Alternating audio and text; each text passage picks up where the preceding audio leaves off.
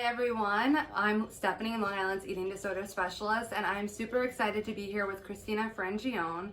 She is a nutritionist out here on Long Island who works with eating disorders, and we're going to talk about what led her into the field. We're going to talk a little bit about what's normal eating and intuitive eating, and we're also going to talk about and confront some of the resistance that may come along with finding a nutritionist when you're struggling with an eating disorder. So I'm really excited, but I just wanted to let you know and remind you that I post on this channel twice a week all about eating disorders, body image issues, and general mental health. So if you're interested in any of that, definitely consider subscribing by clicking the subscribe button down below. And while you're at it, scroll down a little bit more to subscribe to my email list. You'll be the first to know of any other collaborations in the future, as well as I create a lot of resources to go along with many of my videos, and you will get those in the emails at the beginning of the week that tell you about or help you work through the videos that I post later on in the week.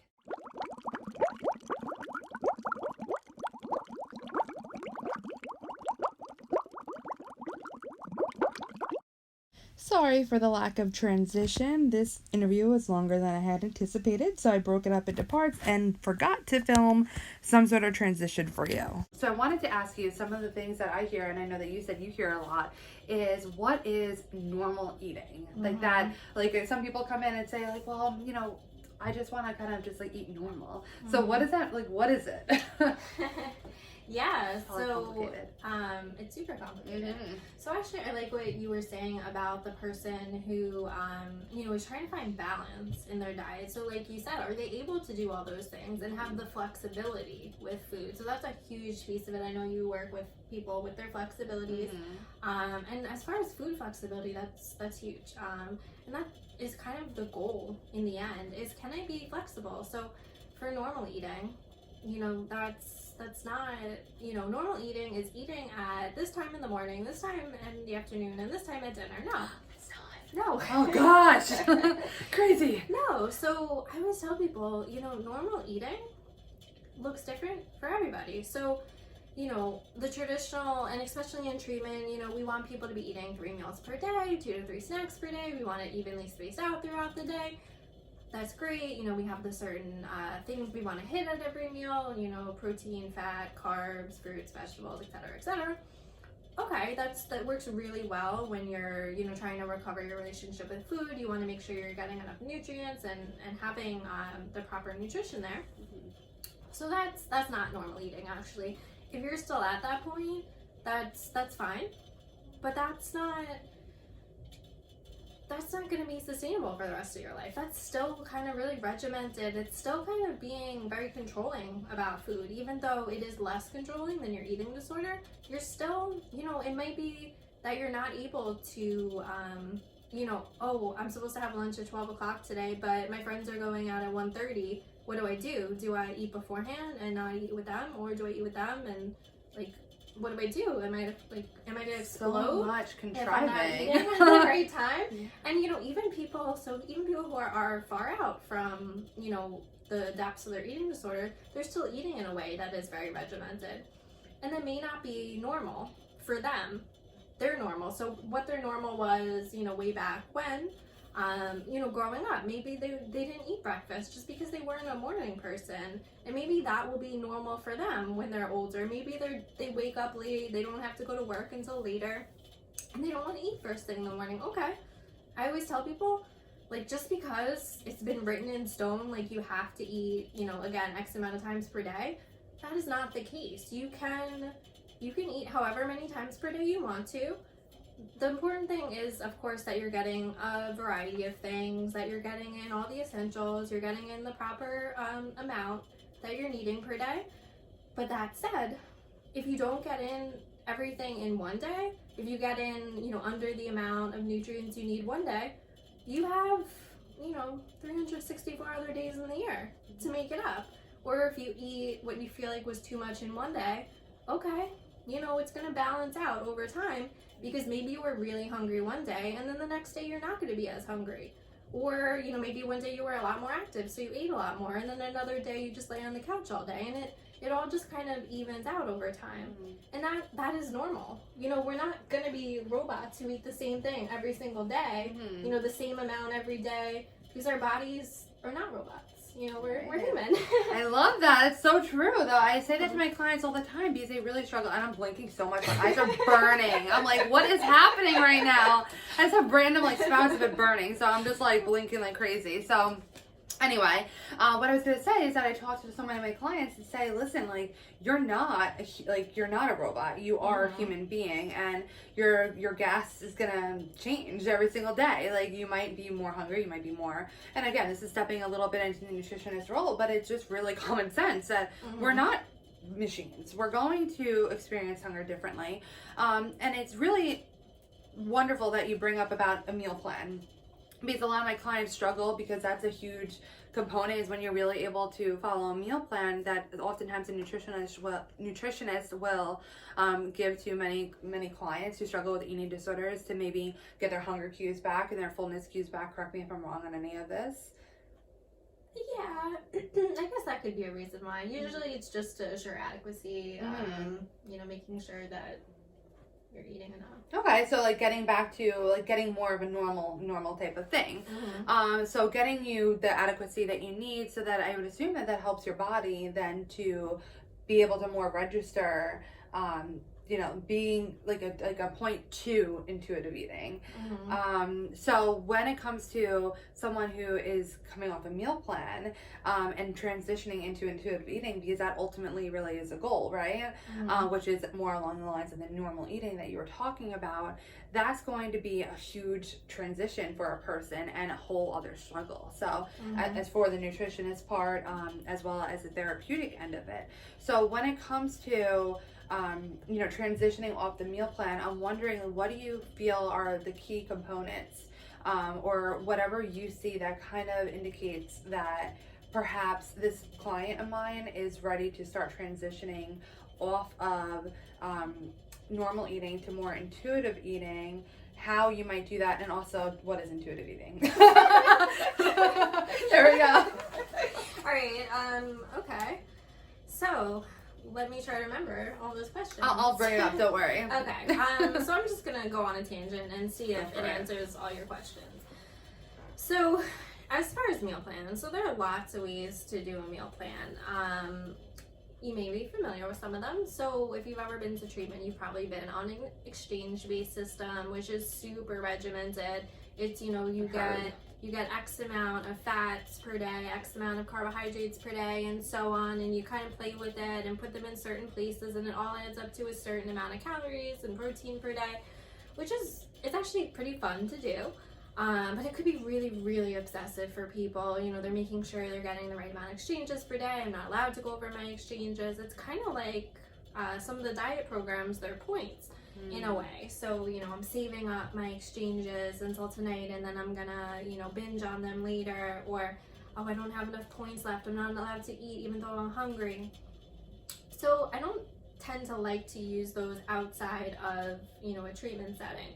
If someone comes to me out of that, you know, we'll work on it. Can I just clarify, like outside of like an inpatient treatment, that's usually where you would see more of the exchanges? Yeah. Okay. So like, you know, a residential treatment center, a lot of residential conglomerates, you know, they own outpatient centers as well.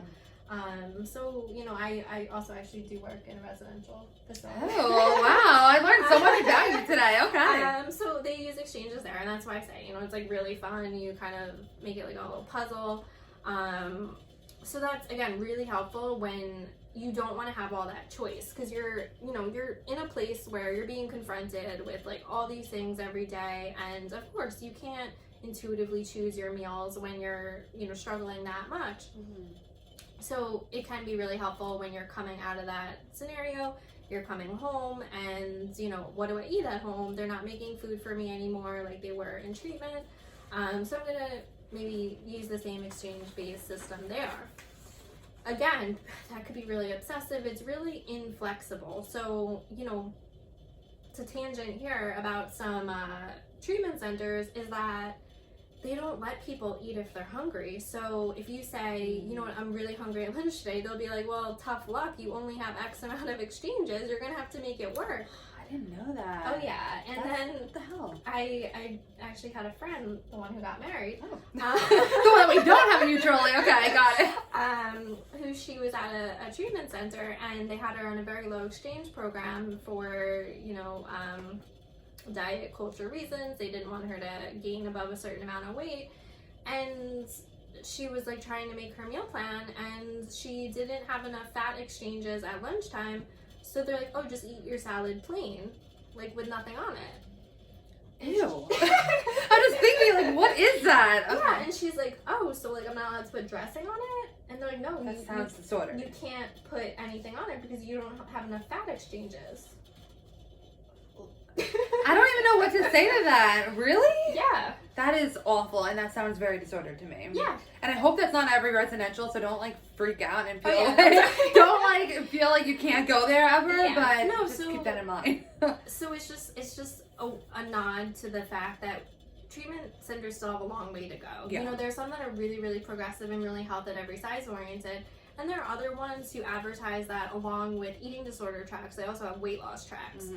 So, you know, those are specific ones that are like that. But no, they're absolutely really wonderful ones. And that was also like 10 years ago. Not every treatment is created the same. Just as not every therapist is the same. Not every nutritionist is created the same. Yeah. There's always people in any job that are better and not so good. So. Yeah. And treatment centers included. Yeah, so that's a word about exchanges. They're just really rigid and inflexible. So that's why I don't like to use them on an outpatient basis if I'm working with someone one-on-one. So I use a variety of different methods, which are very flexible. So, do you want me to like get into them? Go for it. I mean, hey, we have time. We've already been here like the whole time. Yeah, right. Might as well just keep going. All right. So something that I really work with people on, if I feel that it's appropriate for them. So if I feel like they're going to become obsessive with counting, which honestly is most people I work with. You could get a pretty good idea pretty early on. Yeah. So it's something called rule of threes, which is actually a pretty normalized way of eating in a way. But it is still a little bit more rigid so that it's taking out some of the guesswork. So it's about eating 3 meals per day, 2 to 3 snacks per day. And the 3 meals per day each have a fat, a carbohydrate, and a protein at them. So those are your big items at every meal. Those are the 3 things that you want to have at every single meal.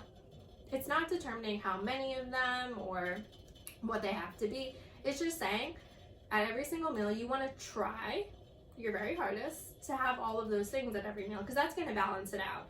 And then we add the fruits and the vegetables with them. And you know, fruits usually at breakfast and maybe lunch or snack, and then vegetables at lunch and dinner. Approximately. Again, we're not naming numbers here. We're not putting specific values on anything. We're just being really a little bit more flexible about saying this is the, you know, a more of a normalized.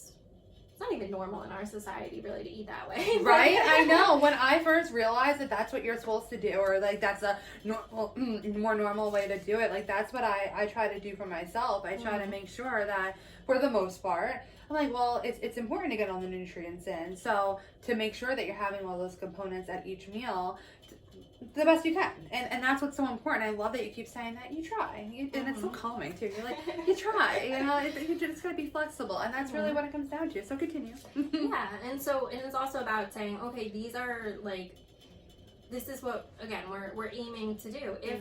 If you just have like pasta for dinner and that's literally all you have, there's no vegetable, there's no protein with it. Although there is some protein in pasta. There's actually quite a bit of protein in pasta. Interesting. But the way things count is kind of weird, as far as things can't double count as things. But in any case, if that's all you want to eat, like, go for it. And that's totally fine. Like, we don't have to check off certain boxes. It's, again, like, guidelines. Or is that too strong of a word? Or I don't think so. It's just kind of, well, I think that anything can technically be. If you want to make it a very strict type of rule, then perhaps. But I think that's fair enough to say. Just like, or just like things to kind of, I would say it's a good word. Go ahead. Yeah. So that's a way I like to frame it. If it's, again, appropriate, if I feel that they're not going to say, oh, well, I tried, you know, I tried eating, you know, these 3 meals per day with, you know, some variety in it, but I just, you know, ate like, you know, X and it wasn't enough. And then I'm like, oh, okay, well, change of plans. So then it might be a little bit more regimented. Another way of looking at things is the plate method. So we're looking at individual plates, and we're, you know, so if you've ever heard of like My Plate, which is the American Dietetic Association or whatever it is, the government. Someone. I something. If you are old enough to remember the pyramid. Remember the pyramid? Yes, the colorful pyramid. Yeah, that everyone's like, so- forget it. It's not good anymore. Yeah, so I grew up with a pyramid. We're actually the same age. Yes. And then they changed it because it wasn't, they didn't agree with it anymore, and then they came back with a new pyramid, and then they didn't like that anymore. This goes to show how everything changes. Yeah. It's so relative. And- That's why you gotta do the best you can. And so now they have a plate. It's called My Plate. And they divide it a certain way, and then they say that this is the healthy way to model your plate. There are obviously a lot of problems with it because not everyone in America eats off of a plate traditionally, you know, the way that McDonald's, you know. yeah. Fast. So, and also different cultures too. So, you know, for example, like Indian style. That's a weird way to say it, but like people who are from India in the style that they eat. Yeah, really? You know, yeah, they're not necessarily eating off of plates. They're sharing communal dishes and they're eating from that. So how like are they ramen and stuff like that. Is that not Indian? Wait, where is that then? Ramen? Is that that's an Asian? Asian. Yeah. Okay. Sorry. I've seen it. You know, like people do like ramen. And, okay, I'm just gonna stop. Well, yeah. I mean, so that was just an example. But other communal. cultures, yeah, eat like from communal dishes, and they don't have like a plate where they can separate things. So it's a very like Americanized thing, which is another problem with it. Oh. Interesting. Yes. You learn something new every day. I learn a lot. So So that is one way of doing it, and they have their guidelines, which again, not to tangent too much, but basically certain industries own our government and they have a lot of pull in it. So I don't necessarily agree with everything that they say. But on a different note, so the plate method, when we're working with someone... Now we're getting into government conspiracies and all of that. When we're working with someone with an eating disorder, so what does, you know, your plate look like? If you've never been to a treatment facility where you eat meals where, you know, you're getting them on a plate, we talk about, okay, so maybe using the size of the fist, you know, what should approximately that equal? You know, the size of your thumb, the size of the palm of your hand, and talking about, okay, what does a portion size look like? And again, not saying, oh, it has to be exactly that size, but just using it as a guideline. And then saying, okay, what should ideally go on this plate and how should it be portioned? And then just building a plate that is appropriate for that person's specific plan. And so that's another way of looking at it. But, you know, there's also a lot of flexibility within that too. And what a lot of the dietitians that I have been mentoring with, who I take ideas from, work with, collaborate with, you know, what we're doing is we're not all doing exchanges or all doing rule of threes or whatever. We're meeting the person where they are. So if, you know, someone really, really needs a certain thing, why would we do something that doesn't work for them? Exactly. You know, so there's a lot of flexibility there. And I don't remember any of the other questions you asked. I think you like hit most of it. No, that's okay. Like I think these things are so important, though. Everything that you're saying and what is intuitive eating. But it's something what you said was really interesting about how you said that you meet people where they're at.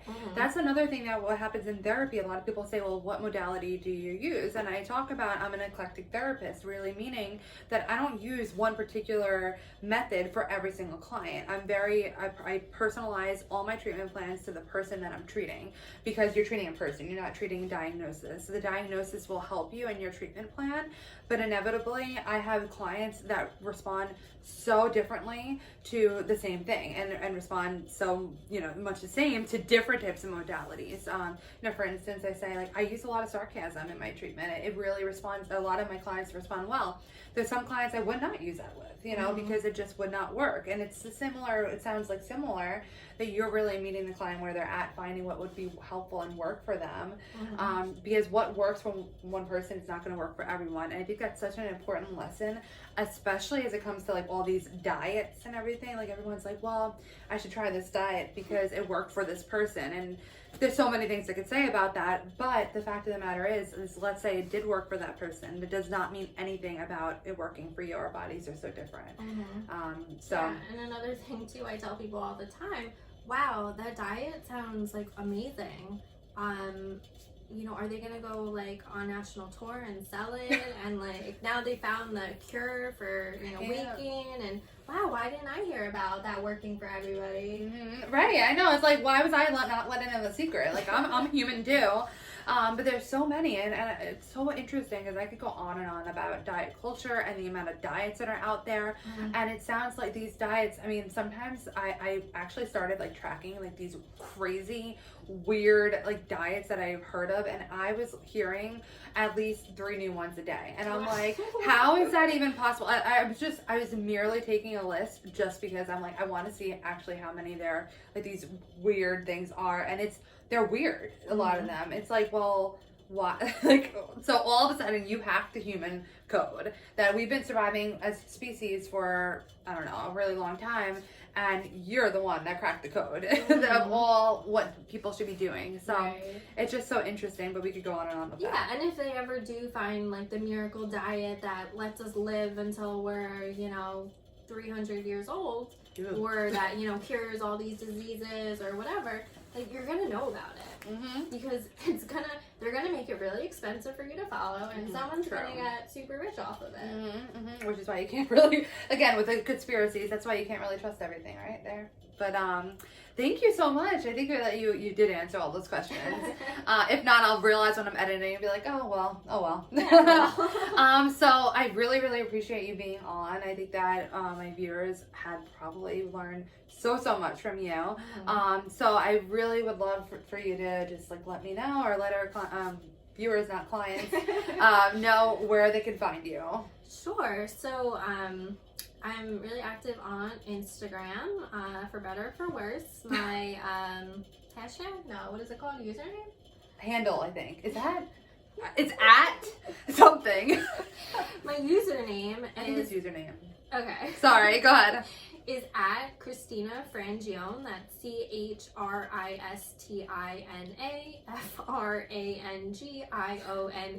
I could put it on the screen. __ RD. That's it. So actually, fun fact, the reason I needed the underscore was because if you put it together, it reads nerd at the end. Oh my gosh. Can I tell you, that's so funny, because my practice is State of Balance, right? And I wanted to shorten it, like, to make it easy with like copyrights. It says SOB. I'm like, are you kidding me? I'm like, why did I love my name. I love the name, but I can't shorten it because it's son of a bitch. I'm like, well, lovely. So I can't really put that out there. Continue. Sorry. Yeah. I keep interrupting. I apologize. Go ahead. That's okay. And my website is just my name.com, which she will spell out for you again. Yes. All right. Thank you so much. Thanks. And let me know in the comments below if you have any questions for Christina, because we talked about possibly having you on again. I think you were really amazing, and you know a lot, obviously. But like this video if you liked it, and I hope to see you in my next video, and I wish you wellness on your journey to finding your state of balance.